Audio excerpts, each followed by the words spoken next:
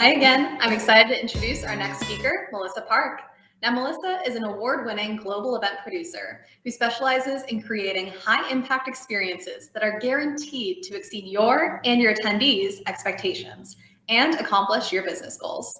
Now, Melissa is also the creator of the 7 Steps to Event Success Masterclass, a contributing writer to numerous publications, and a sought-after keynote speaker and panelist. Everyone, please welcome Melissa Park. Hey everyone, I'm Melissa, and today I'm going to be talking to you all about the future of events. So what I thought I would do is split this presentation up into 3 sections.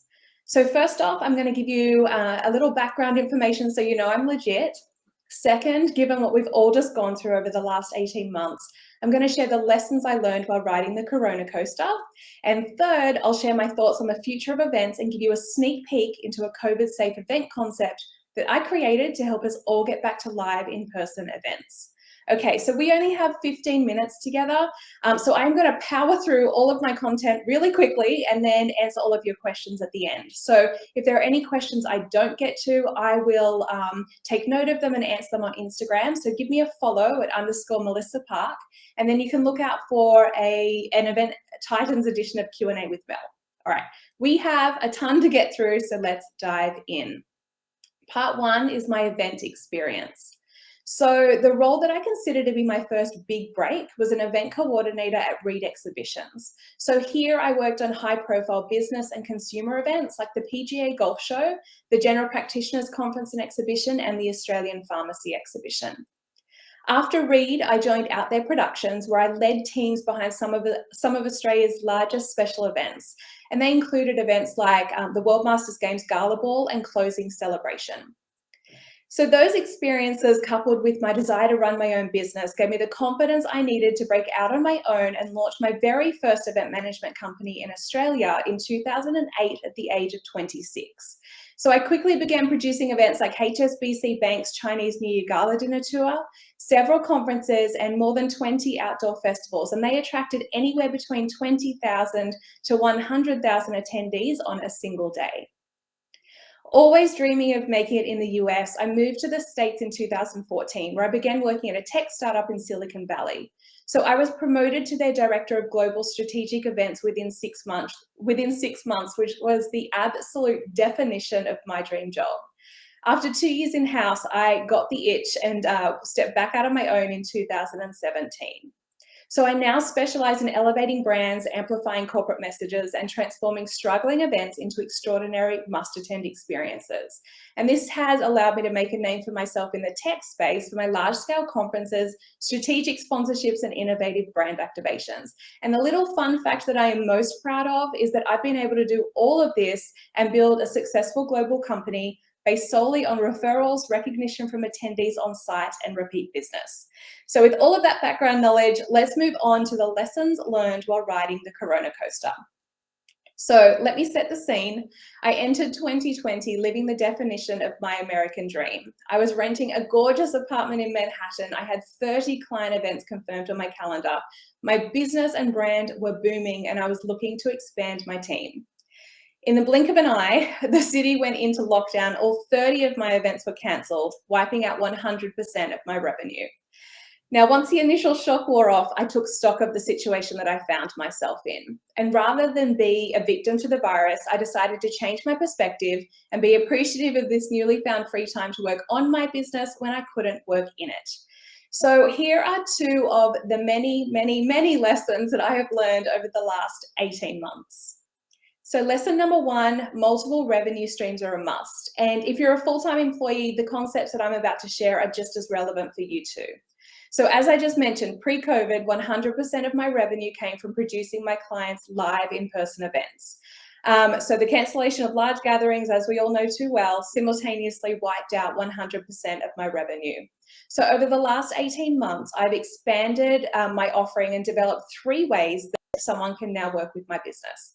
So the first way is the end-to-end event management services that I've always provided. And while I don't believe that virtual events compare to the magic of an in-person event, I have mastered the art of an incredibly successful and impactful one. As I mentioned earlier, in part 3, you're going to get a sneak peek of a COVID-safe in-person event concept that I've created. The main takeaway here is that whether we're talking about an event, your career, or your business, you should always be open to learning new skills, seeking out new ways of doing things, and looking for new opportunities to further enhance your current offering. The second way to work with me now is a custom consulting and strategy session. So as we've seen the phased movement from live to hybrid to completely virtual, back to hybrid, and in some cases live, depending on where you are around the world, one of the biggest focal points of these sessions has been around educating organizations that a hybrid event is not a live stream. So while you will share content between the two mediums, to be truly effective, the virtual element of your hybrid event needs to be designed as a standalone experience, and your budget needs to reflect that.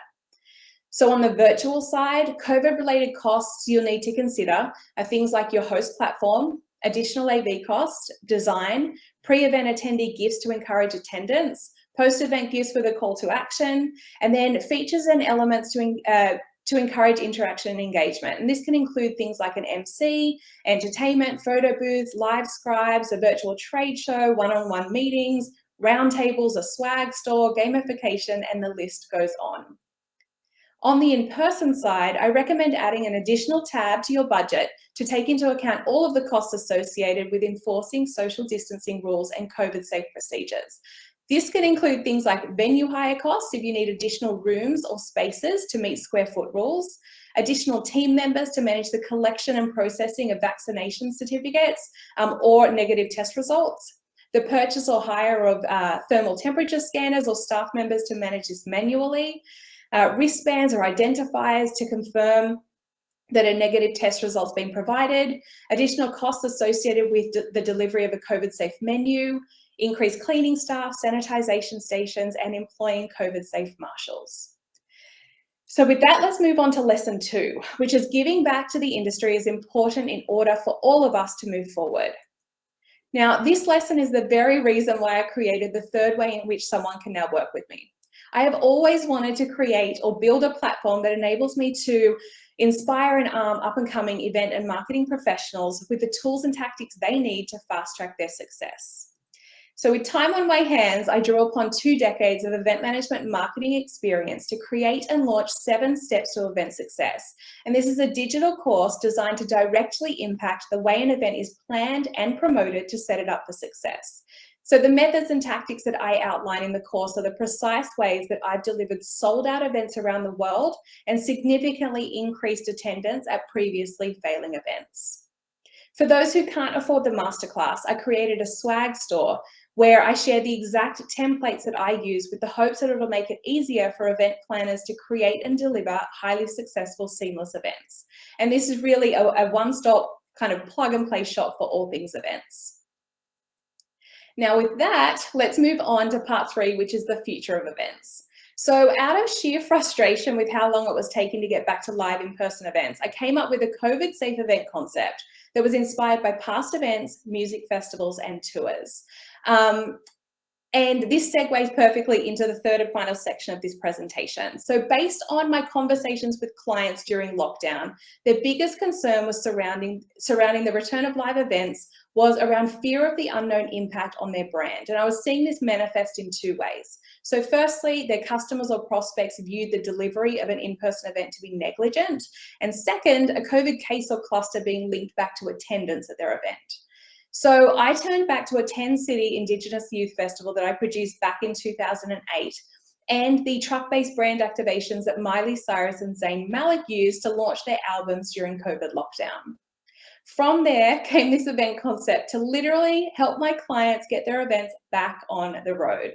So let me preface this by saying that the images you are seeing on screen and you're about to see are mock-ups of an experience I designed for one of my tech clients. However, this concept can be tweaked to be a unique experience for any company in any industry based on their business goals and budget.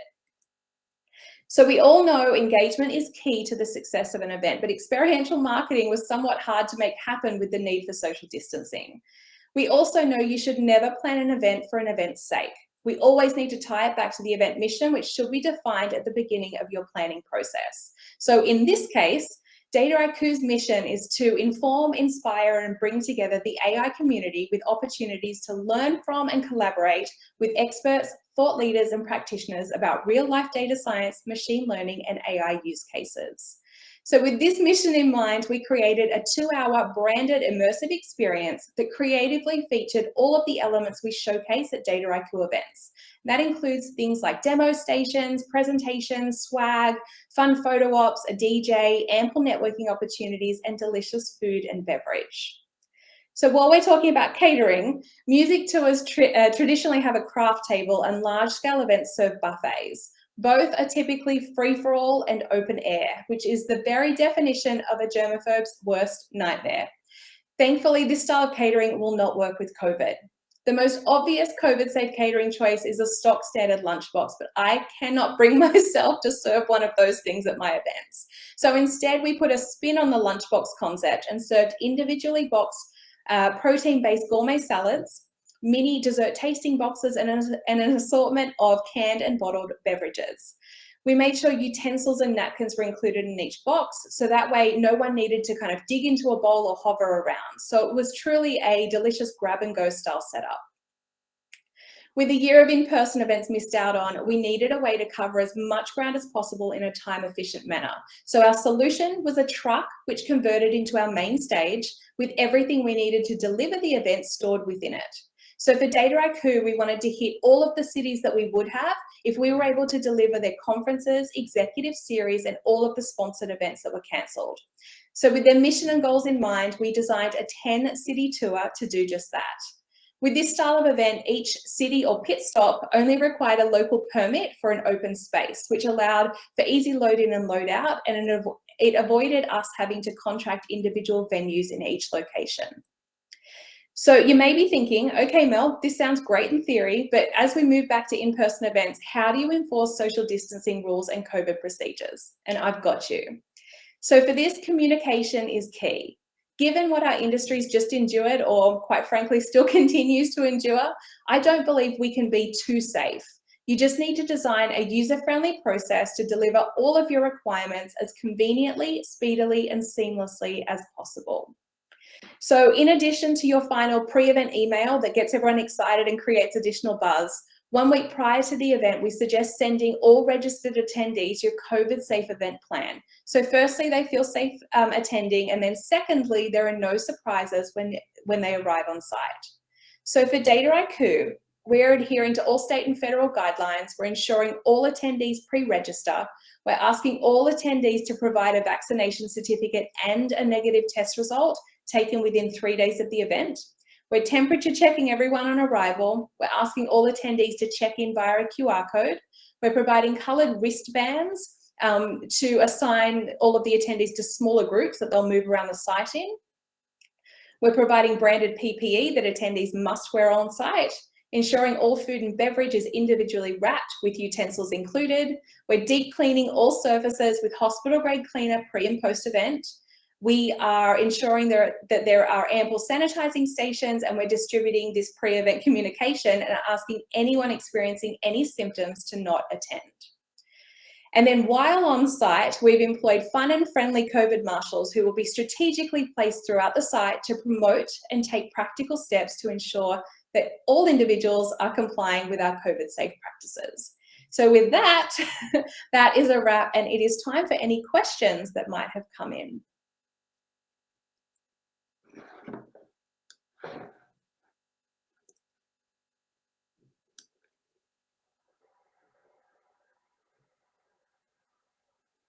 Okay, I think if there are no questions, then I think we're good. Feel free to reach out. If you've got any questions afterwards, you can DM me or send me an email.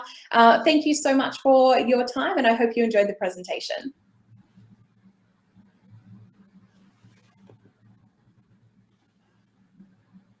All right, thank you, Melissa.